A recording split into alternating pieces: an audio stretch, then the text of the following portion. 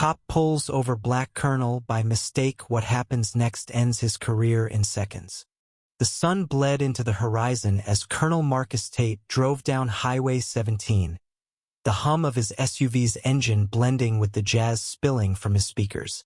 A decorated Air Force officer, Marcus carried himself with the quiet dignity of a man who'd faced war zones and prejudice with equal resolve. His skin, dark as the night creeping in, had drawn stares his whole life, but tonight, he was just a man heading home to his daughter's birthday. The silver eagle insignia on his uniform glinted under the dashboard light, a symbol of his sacrifice. He didn't notice the patrol car trailing him until its siren screamed. Officer Daniel Hargrove, badge gleaming like his pride, had been on shift for 10 hours. A small-town cop with a chip on his shoulder. He saw the SUV's tinted windows and felt a familiar itch. Probably some thug, he muttered, flicking on his lights. Marcus sighed, pulling over smoothly. He knew the drill. Hands on the wheel, eyes forward, no sudden moves. His heart thudded, not from fear but from the exhaustion of this ritual. He'd been pulled over 6 times in 3 years, each stop a gamble. Hargrove swaggered up, flashlight beams slicing through the dusk. "License and registration," he barked, voice sharp. Marcus complied, his movements deliberate, handing over his military ID alongside his license. Hargrove squinted, the ID's weight catching him off guard. "Step out of the vehicle," he ordered, ignoring the insignia. Marcus's jaw tightened. "Officer, I'm a colonel in the U.S. Air Force. May I ask why I was stopped?" Hargrove's eyes narrowed. "You match a description." Now, Marcus's pulse spiked, but he stepped out, hands raised. The air crackled with unspoken accusations. Hargrove's hand hovered near his holster, his voice rising. "Don't get smart with me, boy." The word landed like a slap. Marcus's face hardened, but he held his tongue, knowing a single misstep could cost him everything. Unseen, a battered sedan idled 50 yards back. Tasha Reed, a 22-year-old nursing student, had been driving home when she saw the lights. Something in the scene, the officer's aggression, the man's rigid posture made her stop. Her hands shook as she pulled out her phone, hitting record. She didn't know Marcus, but she knew that look on his face.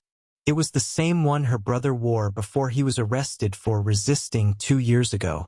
Tasha's breath hitched as she stepped closer, her sneakers crunching on gravel. Hargrove's voice grew louder, demanding Marcus turn around for a pat down. "I'm not a criminal," Marcus said, his tone steady but edged with steel. "You've got my ID. Check it." Hargrove scoffed, stepping closer, his flashlight blinding Marcus.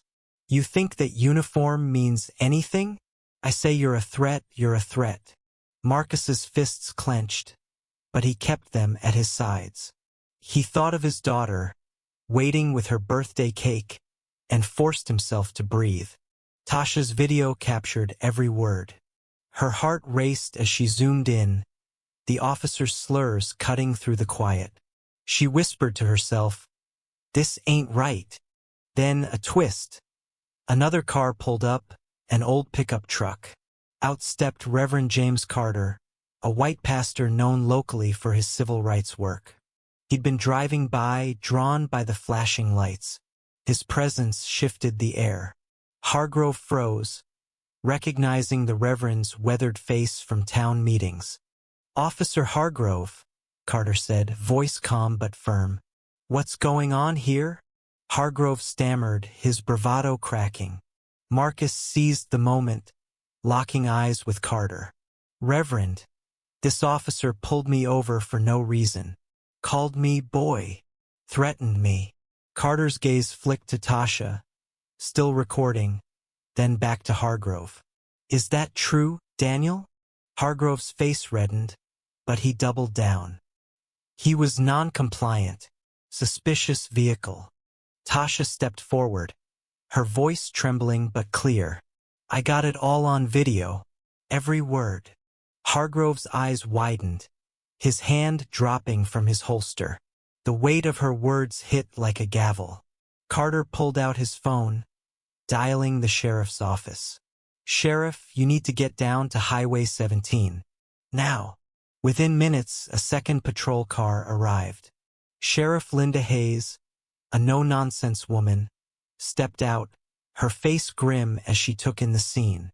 Hayes watched Tasha's video in silence, her expression darkening with every slur.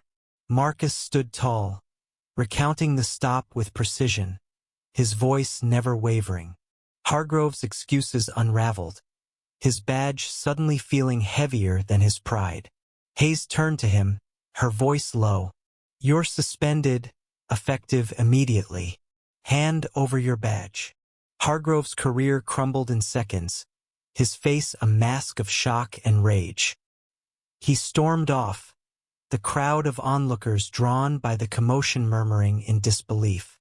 Marcus exhaled, the tension draining from his shoulders. Tasha approached, her eyes bright with tears. "I couldn't just drive by," she said. Marcus nodded, his voice thick. "You saved me tonight. Thank you." Carter placed a hand on Marcus's shoulder, offering a quiet prayer. The three stood together, strangers bound by a moment that could have ended in tragedy, but instead sparked hope. As Marcus drove off, he thought of his daughter, the cake waiting, the story he'd tell her one day about justice prevailing. Tasha posted her video online, its views climbing by the thousands.